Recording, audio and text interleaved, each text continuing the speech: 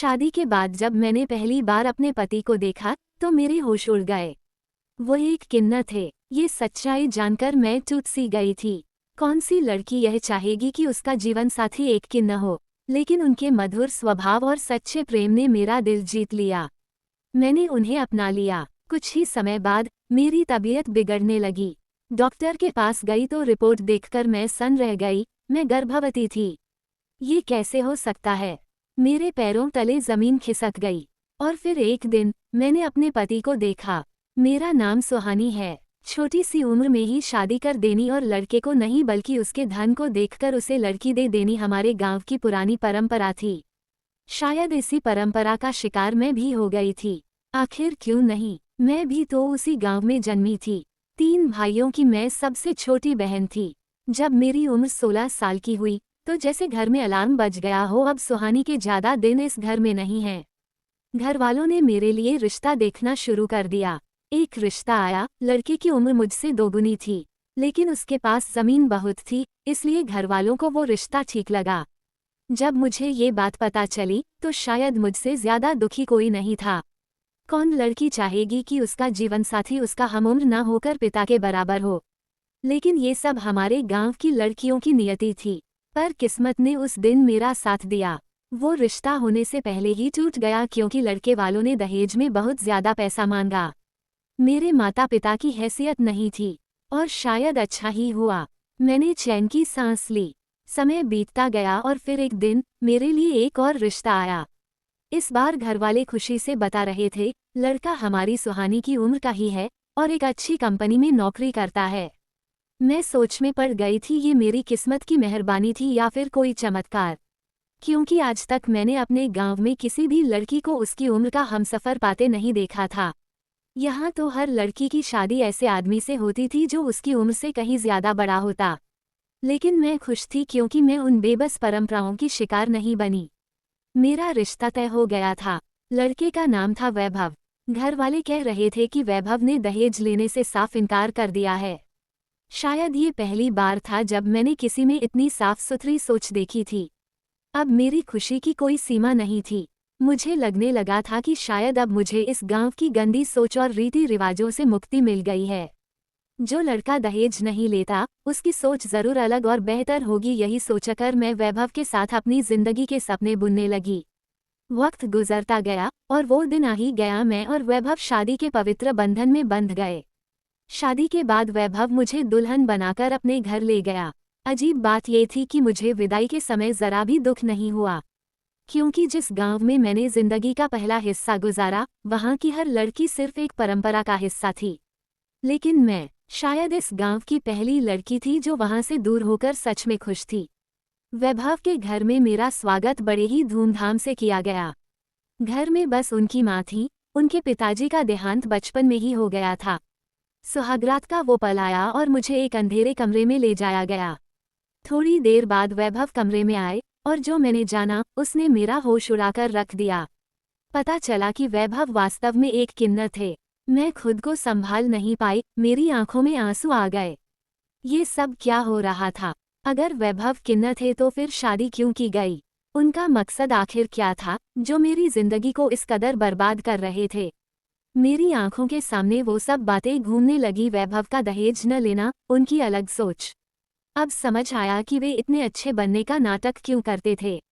मैं जिन उम्मीदों और ख्वाबों को लेकर यहाँ आई थी उन सब पर पानी फिर चुका था। मेरा चेहरा लाल हो गया था और मैं वैभव से नफरत महसूस करने लगी थी। कौन लड़की खुश हो सकती है अपने पति के किन्नर होने से? मुझे अपनी सास से गहरा गुस्सा आया। वह भी एक औरत थी, फिर भी उसने मेरे घर को तोड़ दिया। अपने बेटे की पूरी सच्चाई जानते हुए भी उसने मेरी शादी करवा दी और मेरे परिवार को इस धोखे में रखा। अब वैभव की पूरी सच्चाई जानने के बाद मैं उनके साथ कैसे रह सकती थी? किस उम्मीद से एक किन्नर के साथ जिंदगी बिताई जा सकती थी? मैं अपना सामान बटोरने लगी। तभी मेरी नज़र वैभव पर पड़ी। वे सोफे पर बैठे थे। उनके चेहरे पर उदासी थी, उनकी आंखों में आंसू थे। वे मेरी ओर देख रहे थे मानो मुझसे कोई उम्मीद बांधे हुए हों। हिम्मत जुटाकर वैभव ने कहा, सुहानी, इसमें मेरी कोई गलती नहीं है। तुम मत जाओ। उन शब्दों ने मेरा दिल छलनी कर दिया। उनकी ये दो छोटी सी बातें मेरे कानों में बार बार गूंज रही थीं। मैं वैभव को कुछ जवाब नहीं दे पाई, चुपचाप कमरे से बाहर आ गई। घर के बाहर बगीचे में जाकर मैं रोने लगी, अपनी किस्मत को कोसने लगी। सोच रही थी कि मेरे कौन से कर्मों का ये फल मेरे भाग्य में लिखा गया है। मैं चाहकर भी वैभव के वे दो शब्द भूल नहीं पा रही थी। वैभव का मेरा जाना रोकना अंदर तक मुझे झकझोर गया था। वह रात मेरे लिए सबसे भयानक थी। जिस रात एक पत्नी अपने पति के साथ होती है, मैं उस रात अकेले आंसुओं के साथ गुजार रही थी। सुबह होने से पहले मैं वापस कमरे में आ गई, क्योंकि मैं किसी के मन में शक नहीं डालना चाहती थी। कमरे में जाकर देखा तो वैभव भी मेरी तरह गुमसुम बैठे थे। मुझे अब और बर्दाश्त नहीं हुआ।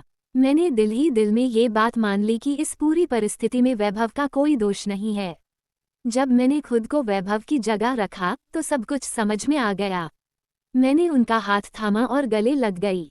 वैभव को शायद विश्वास नहीं हो रहा था, लेकिन ये सच था। अब वैभव की खुशी का ठिकाना नहीं था, शायद यह उनकी जिंदगी का सबसे खुशहाल पल था। मैंने इसे अपनी किस्मत समझकर वैभव को स्वीकार कर लिया और उनके साथ अपने जीवन की नई शुरुआत की। अगले दिन सभी परंपराओं को निभाते हुए एक समर्पित बहू की तरह अपनी जिम्मेदारियां निभाने लगी। मेरी सास को शायद कुछ अचरज हो रहा था, वह बार बार मेरी तरफ निहारती रहती थी। मुझे साफ पता चल गया था कि उनके मन में क्या चल रहा है। वो इस बात में उलझी हुई थी कि मैं वैभव की सच्चाई जानकर भी क्यों नहीं टूटी, और अगर टूटी भी हूँ तो इस घर में कैसे इतनी मजबूती से टिक गई हूँ। लेकिन मैंने कुछ भी बताना जरूरी नहीं समझा, क्योंकि अभी भी मेरे दिल में उनके लिए नफरत थी। शादी से पहले उन्हें सब कुछ मुझे बताना चाहिए था, पर उन्होंने चुप्पी साध रखी थी। वैसे भी ऐसे ही दिन बीतते गए। वैभव का स्वभाव और उनकी सोच मुझे धीरे धीरे उनकी ओर खींचने लगी। वैभव दिन रात मेरी देखभाल करते, मेरी एक बात कहने से पहले ही मेरी हर जरूरत पूरी कर देते। फिल्में दिखाना, बाहर डिनर करवाना, उनकी दुनिया में मेरी कमी की कोई जगह नहीं थी। मुझे भी अच्छा लगने लगा था वैभव का ऐसा मेरा ख्याल रखना। अब जब मैं ऐसे बैठी हूँ तो अपनी सोच पर गहरा पछतावा हो रहा है। शादी की पहली रात जो मैंने वैभव के साथ बिताई, उस बारे में सोचते सोचते मेरी आंखें भीग जाती हैं। इतना अच्छा इंसान, इतना खुले विचारों वाला, और मैंने सिर्फ उसकी एक कमजोरी की वजह से उसे छोड़ने का फैसला किया। न जाने मैंने उसे क्या क्या कह दिया था। फिर मैंने सोचा, कोई भी इंसान पूरी तरह से परफेक्ट नहीं होता, और एक बार की गलती के लिए उसे छोड़ना ठीक नहीं था। उसके बाद मैंने वैभव को अपना भी तो लिया। दिन बीतते गए। वैभव मुझे बाहर ले जाता, अपने दोस्तों से मिलवाता, मेरी हर जरूरत का ध्यान रखता। कभी मुझे एहसास ही नहीं होने दिया कि मैं अपने मायके में नहीं, बल्कि ससुराल में हूँ। वैसे वैभव की माँ भी मेरा खूब ख्याल रखती थीं। उन्हें देखकर कभी नहीं लगता था कि वे मेरी सास हैं। उनका प्यार और अपनापन देखकर मैं उनकी उस गलती को भी भूल गई थी, जब उन्होंने शादी से पहले वैभव की सच्चाई मुझसे छुपाई थी। अब मैं अपने नए परिवार के साथ पूरी तरह खुश थी। मैं और वैभव ने मिलकर एक बड़ा फैसला लिया। हम अपनी जिंदगी की एक नई शुरुआत करेंगे, और वो शुरुआत होगी एक नन्हे से जीवन को अपनाने की। हमने तय किया कि हम अनाथाश्रम जाकर एक बच्चा गोद लेंगे, उसे ही अपनी संतान मानकर अपने नाम और अपने प्यार से बड़ा करेंगे। अब वैभव के चेहरे पर भी सुकून और मुस्कान लौट आई थी, क्योंकि अब वो भी खुद को मेरे साथ एक आम इंसान की तरह महसूस करता था। हम दोनों अब एक दूसरे के लिए परफेक्ट जीवनसाथी बन चुके थे। वैभव की सबसे प्यारी बात यही थी कि वह मेरी हर गलती को प्यार से समझाता, कभी भी ताना नहीं देता। उसकी आदत बन चुकी थी मुझसे हर बात शेयर करना, मेरी परेशानी को सुनना और उसका हल निकालना। अब मैं भी अपने दिल की हर बात वैभव से शेयर करने लगी थी। हमारी जिंदगी अब खिलखिलाहटों और समझदारी से भरी हुई थी। इन्हीं हंसी खुशी के दिनों में एक दिन मैं किचन में काम कर रही थी, तभी वैभव घर लौटे। वैभव आज ऑफिस से जल्दी घर लौट आए थे। मैंने उनसे पूछा, इतनी जल्दी कैसे आ गए? तो वैभव ने कहा, मुझे काम के सिलसिले में दिल्ली जाना है, वहाँ 2-3 दिन लगेंगे। इतने में मेरी सास भी कमरे से बाहर आ गईं और उन्होंने भी वैभव से जल्दी आने का कारण पूछा। वैभव ने बताया, मुझे दिल्ली जाना है 2-3 दिन के लिए। क्या तुम दोनों अकेले सब मैनेज कर पाओगी? मैंने हंसकर कहा, हाँ वैभव, क्यों नहीं। वैसे भी काम के सिलसिले में इधर उधर जाना चलता रहता है। और हमारा पड़ोस भी बहुत अच्छा है, जरूरत पड़ने पर मदद के लिए आते रहते हैं। मैंने वैभव का पूरा साथ दिया और उन्होंने दिल्ली जाने की तैयारी शुरू कर दी। वैसे तो 2-3 दिन जल्दी ही बीत गए। वैभव आज वापस घर आ चुके थे, पर थकान की वजह से जल्दी ही सो गए। हमारी ज्यादा बात नहीं हो पाई और मैं भी जल्दी ही सो गई। अगले दिन वैभव ने दिल्ली में हुई अपनी सारी बातों को मुझे बताया कि उन्होंने वहाँ क्या काम किया, किन किन लोगों से मिले और वहाँ की क्या क्या बातें हुईं। ऐसे ही बातें करते करते मुझे पता ही नहीं चला कि कब नींद आ गई। अब तो ये रोजाना का नियम बन गया था। शाम को खाना खाने के बाद हम सबको दूध पीने की आदत थी। माँ जी को उनके कमरे में दूध देने के बाद मैं अपने कमरे में वैभव और अपने लिए अलग अलग गिलास लेकर आती। फिर हम दोनों साथ मिलकर दूध पीते। दूध पीते ही मेरा सिर भारी होने लगता और नींद मुझे चुरा ले जाती। मुझे कुछ भी समझ नहीं आता। कुछ दिनों तक मैंने इसे गंभीरता से नहीं लिया। मुझे लगा कि दिन भर के थकावट की वजह से जल्दी नींद आ जाती है। और वैसे भी पूरा दिन घर का काम होता है, दिन में भी मैं सो नहीं पाती, तो रात को जल्दी नींद आना स्वाभाविक था। लेकिन मन ही मन मुझे थोड़ा अजीब भी लग रहा था। वैभव तो पूरे दिन ऑफिस में मेहनत करते हैं, फिर रात को मेरे साथ दिल की बातें करने बैठते हैं और मैं जल्दी ही सो जाती हूँ। पता नहीं वैभव को कैसा लगता होगा। फिर एक दिन मैंने वैभव से कहा, वैभव, मुझे नहीं पता क्या हो रहा है, दूध पीते ही नींद आने लगती है। शायद दिन भर की थकान हो, लेकिन आप इसे गलत मत समझना। तभी वैभव हंसने लगे और बोले, पगली, मैं कहाँ तुम्हें गलत समझ रहा हूँ। मुझे पता है कि पूरा दिन काम करते करते तुम थक जाती हो और रात को थोड़ी देर आराम करती हो।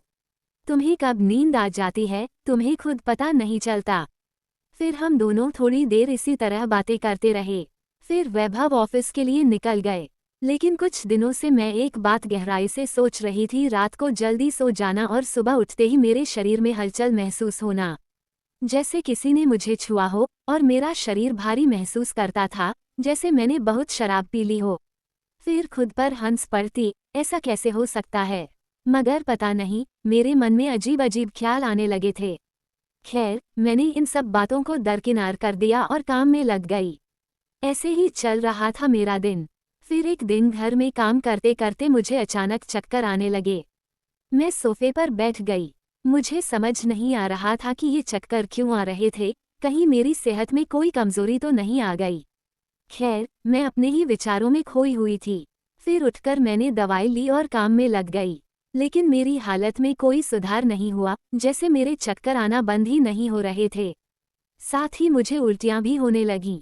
मैंने अपनी सास से कहा, माँ, शायद मुझे बुखार आ रहा है, इसलिए मेरी तबीयत ठीक नहीं लग रही। तो माँ ने कहा, बेटा, तुम अपने कमरे में जाकर आराम करो, बाकी काम मैं देख लूंगी। लेकिन मैंने मन ही मन ठाना कि नहीं, मैं थोड़ी देर आराम करके फिर काम पूरा करूंगी। इसलिए मैंने कहा, माँ, आप मत करो, मैं थोड़ी देर बाद वापस आकर सब निपटा दूंगी। फिर मैं अपने कमरे में चली गई और आराम करने लगी। लगभग 8 घंटे आराम करने के बाद जब मैं उठकर नीचे आई, तो मुझे कोई राहत नहीं मिली। फिर से वही चक्कर आने लगे।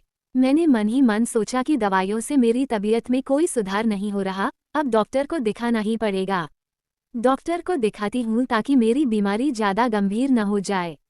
वैसे भी मैं घर में काम करने वाली इकलौती थी। मेरी सास भी ठीक से स्वस्थ नहीं थी, अक्सर उनके घुटनों में दर्द रहता था, जिससे वे ठीक से चल भी नहीं पाती थीं। अगर मैं भी ज़्यादा बीमार हो गई तो घर का सारा काम कौन करेगा। वैभव को भी सुबह सुबह अपने काम पर जाना होता है और हमारा पूरा परिवार वैभव की नौकरी पर निर्भर करता है। मैं नहीं चाहती कि किसी के काम में कोई बाधा आए, इसलिए मैंने नहाकर डॉक्टर के क्लिनिक का रुख किया। डॉक्टर ने मेरा चेकअप किया और कहा, तुम्हें ब्लड टेस्ट कराना होगा। रिपोर्ट आने के बाद ही पता चलेगा कि दिक्कत क्या है। मैंने अपनी रिपोर्ट करवाई और घर आ गई। सोचा अभी रिपोर्ट आने में थोड़ा वक्त लगेगा, इसलिए घर चली आई। घर जाकर मैंने माँ जी को चाय वगैरह बनाकर दी। 2-3 घंटे बाद डॉक्टर का फ़ोन आया, उन्होंने मुझे क्लिनिक पर बुलाया। जब उन्होंने हाथ में रिपोर्ट देते हुए कहा, बधाई हो, तुम माँ बनने वाली हो, सुनते ही मानो मेरी पूरी दुनिया ही टूट गई। मैं कांपने लगी, मेरे रोंगटे खड़े हो गए। आखिर यह क्या हो रहा था। जब ये खबर किसी विवाहित औरत को मिलती है तो खुशी का ठिकाना नहीं होता, लेकिन मेरे चेहरे पर तो दुखों का बादल छा गया था। डॉक्टर ने मेरी उदासी देख पूछा, क्या हुआ? आपको खुशी नहीं हुई? लेकिन मैं डॉक्टर को क्या बता सकती थी। खैर, मैंने झूठी मुस्कान के साथ रिपोर्ट ले ली और कहा, ठीक है, मैं घर चलती हूँ। फिर मैं अपने घर की ओर चल पड़ी। अब तो मेरा पूरा सिर घूम रहा था। घबराहट के मारे मेरी सांसें थम सी गई थीं। मुझे कुछ भी समझ नहीं आ रहा था कि आखिर यह सब कैसे हो गया। वैभव तो एक किन्नर है, तो मैं कैसे उसके लिए दिल बना पाती। वैसे भी आज तक मैंने किसी भी लड़के को वैभव की नज़र से देखा तक नहीं था। मैं अपने थके हुए कदमों से घर की तरफ चल पड़ी। मेरा एक भी कदम आगे बढ़ाना मुश्किल हो रहा था। मेरी आंखों में आंसू थे और मेरा पूरा शरीर पसीने से तरबतर था। मेरे मन में बार बार यही सवाल उठ रहे थे, परिवार वाले क्या सोचेंगे? जब सबको पता चलेगा कि वैभव क्या है और मैं गर्भवती हूँ, तो वे मेरे बारे में क्या कहेंगे? क्या वे मुझे चरित्रहीन समझेंगे?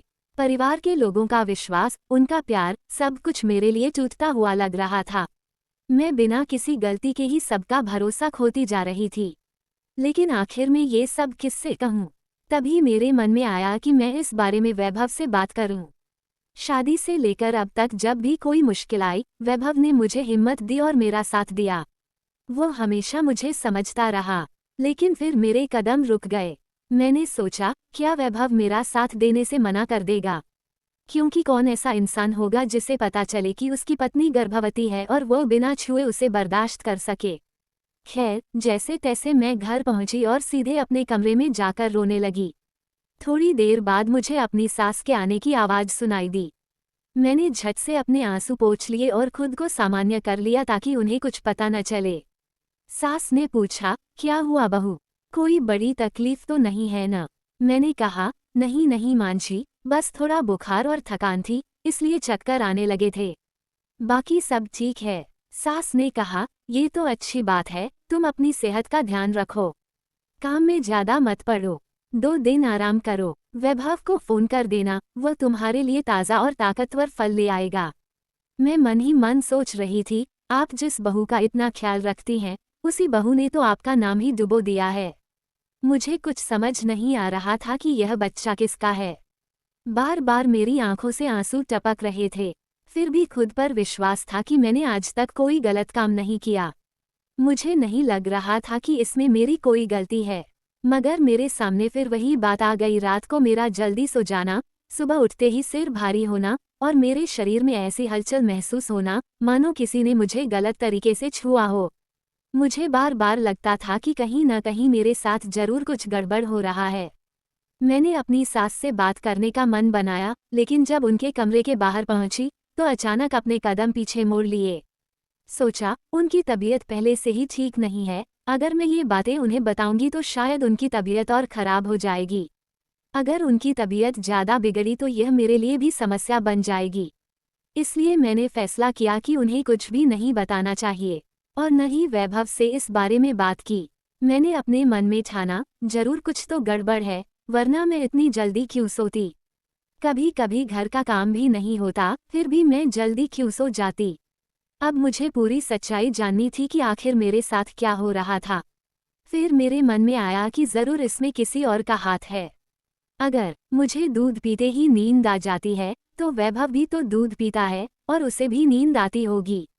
शायद इसलिए हम दोनों सो जाते हैं और मेरे साथ कुछ गलत हो रहा होगा। फिर मैंने सोचा, क्यों न इस बात की तह तक जाना जाए कि आखिर मेरे साथ क्या हो रहा है। एक दिन मैंने ठाना कि आज मैं बिना दूध पिए ही सो जाऊंगी और जो होगा वो सामने आ जाएगा। रात का समय हुआ, खाना खाकर मैंने अपनी सास को उनके काम में दूध दिया। मैं अपना और वैभव का दूध लेकर अपने कमरे में आ गई। फिर मैंने अचानक अपनी तबीयत खराब होने का बहाना बनाया। वैभव ने पूछा, क्या हुआ? मैंने कहा, रसोई में मेरी दवाई पड़ी है, प्लीज मुझे ला दो। वैभव रसोई में दवाई लेने चले गए। मैंने वह दूध खिड़की से बाहर फेंक दिया और गिलास खाली रख दिया।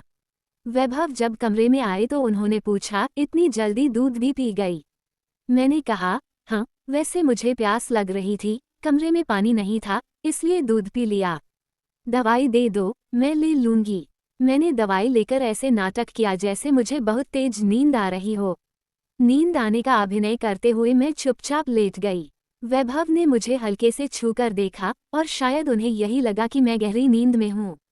थोड़ी देर बाद कमरे में क्या हो रहा था वो मुझे दिखाई तो नहीं दे रहा था, लेकिन मैं सब महसूस कर सकती थी। दरवाज़ा खुला, मुझे 2 से 3 लोगों की धीमी आवाज़ें सुनाई दी। उनमें वैभव की भी फुसफुसाहट थी, मगर स्पष्ट नहीं सुनाई दे रहा था। फिर मुझे महसूस हुआ कि कोई व्यक्ति मेरे पास आया और मेरे कपड़े हटाने की कोशिश कर रहा था। ये सहन करना मेरे लिए नामुमकिन था। मैंने झट से अपनी आंखें खोल दी। मुझे एकदम से जागा हुआ देखकर वैभव और बाकी लोग चौंक गए। उन सबके चेहरों पर डर और घबराहट थी। वो सभी भाग खड़े हुए। वैभव हकलाते हुए बोला, अरे सुहानी, तुम्हें तो नींद आ गई थी ना। मैंने उसे घृणा भरी नजरों से देखा और गुस्से में आकर एक जोरदार थप्पड़ उसके गाल पर जड़ दिया। मैं चीखी, ये सब क्या चल रहा था वैभव? क्या यही है तुम्हारा प्यार और भरोसा? इतने में मेरी सास भी वहां आ गईं। उन्हें ये सब समझ में नहीं आ रहा था। वो बोली, क्या हुआ? तुम दोनों ऐसे क्यों कर रहे हो? मैंने सास से कहा, ये सब आप अपने बेटे से पूछिए। फिर मैंने उन्हें पूरी सच्चाई बताई। मेरी सास ने वैभव का हाथ पकड़ लिया और पूछा, ये सब क्या चल रहा था? तभी वैभव की आंखों में आंसू आ गए। वो मेरे पैरों में गिर पड़ा और बोला, सुहानी, मुझे माफ कर दो, मैंने बहुत बड़ी गलती की है। कुछ दिन पहले जब मैं दिल्ली गया था, मेरे दोस्तों ने मुझसे कहा कि तुम किन्नर हो और तुम्हारी पत्नी तुम्हें खुश नहीं कर सकती। उन्होंने कहा कि तुम अपनी पत्नी के साथ ऐसा कारोबार कर पैसा कमा सकते हो, तुम्हें इससे कोई फर्क नहीं पड़ेगा। उनकी बातों में मैं इतना फंस गया कि मैंने प्लान बनाया कि रोज रात को सुहानी के दूध में नशे की दवा मिलाऊंगा, जिससे वो गहरी नींद में चली जाएगी। फिर मैं लोगों को बुलाकर उसके साथ यह गलत काम करवाऊंगा। मैंने कई दिन से ये किया और खूब पैसे कमाए। जैसे जैसे पैसे बढ़ते गए, मेरा लालच और भी बढ़ता गया और मैं ये काम जारी रखता रहा। तभी वैभव कहने लगा, मैं पहले एकदम सही था, लेकिन जब से मैं दिल्ली गया, मेरे दोस्तों की बातों में आ गया। उसके बाद मैंने अपना वजूद ही खो दिया। मैंने अपनी सास से कहा, जब मैं चक्कर आने की वजह से चेकअप करवाने गई थी, तो पता चला कि मैं प्रेग्नेंट हूँ। तब से मुझे शक हुआ था कि मेरे साथ कुछ तो गलत हो रहा है, क्योंकि वैभव तो किन्नर है और मुझसे आज तक किसी ने छुआ तक नहीं। तो मैं प्रेग्नेंट कैसे हो गई? इसलिए मैंने सारी बातों को साफ करने के लिए आज बिना दूध पिए सोने का प्लान बनाया था और मेरे सामने सारी सच्चाई आ गई। तभी मेरी सास ने वैभव को एक जोरदार तमाचा मारा और कहा, तुम्हारी शादी सुहानी से इसलिए की गई थी ताकि तुम्हारी जिंदगी में अकेलापन न रहे, तुम्हें एक साथी मिले और तुम एक बच्चा गोद लेकर खुशहाल जीवन जियो। इतनी कमजोरियों में भी तुम्हें संभालने वाली इतनी अच्छी पत्नी मिली है, जो हमेशा तुम्हारा साथ देती है, तुम्हारा ख्याल रखती है, फिर भी तुम्हें ये बात रास नहीं आई। मैं कमरे से बाहर आ गई और रोते हुए सोचने लगी, जिस इंसान पर मैंने विश्वास किया, जिसकी कमजोरी को जानते हुए भी उसका साथ दिया, उसी ने कुछ पैसों के लिए इतनी घटिया हरकत कर डाली।